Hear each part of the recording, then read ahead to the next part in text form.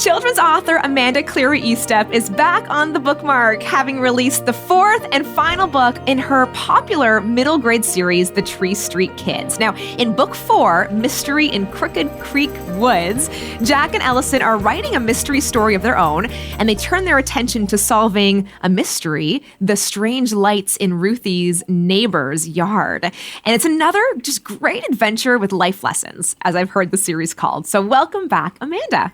Thank you so much, Kara. It's exciting to be here again. And I do just want to know, I'm not sure if it's the final book yet, so we'll see. Okay, that's good. Okay, well, we'll see then. We'll talk as if it's not, but I'm excited. Okay, well, let's just dive right in. I know book 4 is a true mystery, and as an author and with your experience in publishing, you know the value of drawing from your own personal experiences in your works. So what personal experiences did you draw from in this one? Oh, and this one, yeah, each of the books has, I think most authors have that. They draw something either from a life experience they had or people that they know. So let's see, in the mystery, I think it was, well, there's the woods, and the woods are a huge influence on my writing because I've spent so much time hiking, and it's a place where I find peace, and it's a place where I feel close to God. So the woods are a really big part of that for all the Tree Street kids. And so there's that experience in nature, and just I think as a kid, just wanting to discover something, whether it was treasure or to solve something, or to have some kind of adventure. So I think I'm just drawing from that, things I wanted as a kid. Yeah. Well, for readers who may remember the start of the series, when Jack moved to the suburbs of Chicago, he had to make new friends. It was a bit of an adjustment for him. And they're now the Tree Street Kids, this gang of kids in the neighborhood. But now, what would you say is the point of discomfort or personal struggle for him in this book? In this book, it's really, there's a couple things. And where I wanted to take Jack, who's our main character, is to a place where he had to really show love to his enemy, and also to understand that just because something looks a certain way doesn't make it the truth. So he really needed to figure some of those things out on his own. What do I see? What is really true? And when he discovers that something isn't exactly the way it looks, he really is called upon to show some love and compassion to someone that he doesn't really like all that much. Yeah. And I mean, you always have a biblical truth that you want readers to take away, and maybe that's it. And if that is it, is there a scripture that you kind of turn to for that? Well, for each of the books, I really try to have a foundational verse. Sometimes those verses are woven in. They might be alluded to in the story, kind of in a fun way, sometimes in a little bit more overt way. But this one really was much more this biblical theme, or this command that Jesus gives us to love our enemies, which is so counter to everything, and that something kids even need to realize.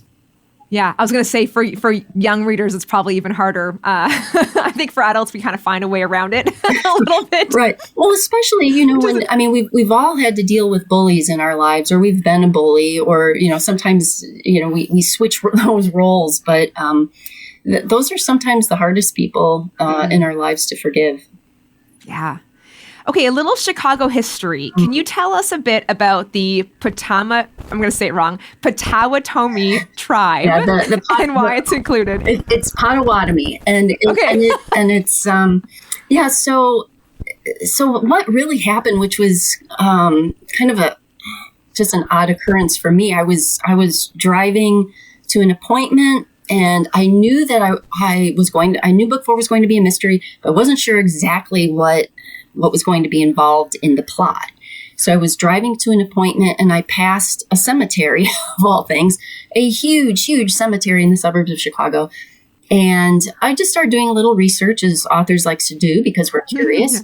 It's your whole life. Right. And I discovered that this particular cemetery had been built around an Indian burial ground.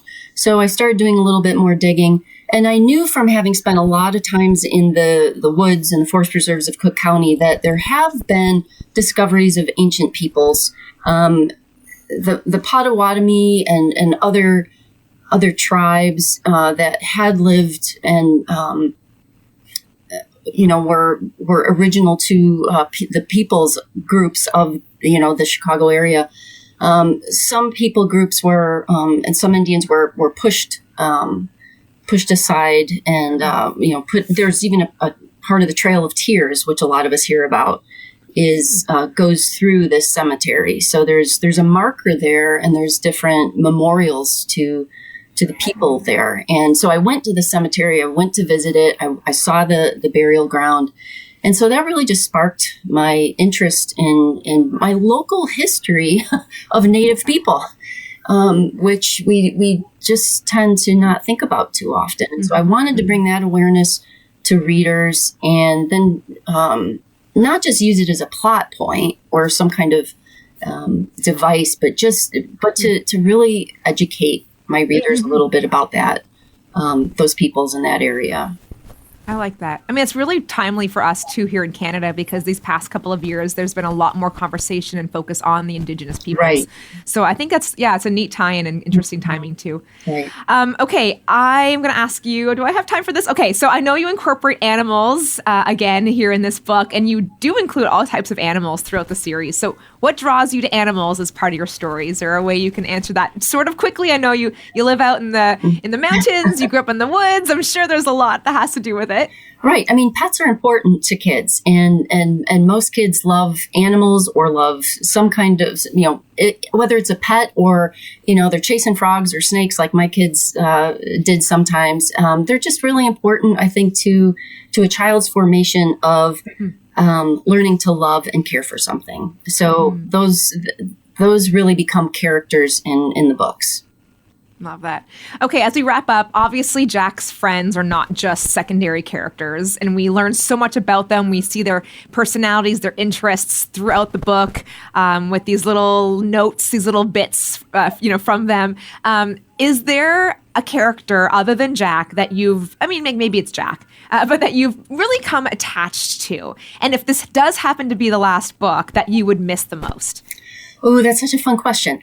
I would. I've thought about that. I would miss all of them. A lot of people, my husband especially, thinks I'm very much like Ellison, who is African American boy who loves to read. Totally relatable if you're watching this on video. Yeah.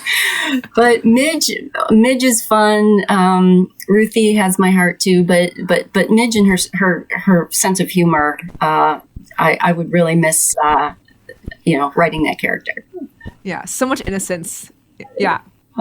Love it. Awesome. Well, it's the Tree Street Kids, a 4-book series, maybe more, but we'll leave it at that. Amanda Cleary Eastep. And Amanda, I said this before, but I was such a fan of book 1 as someone who could really only stay captivated by adventure books at this age.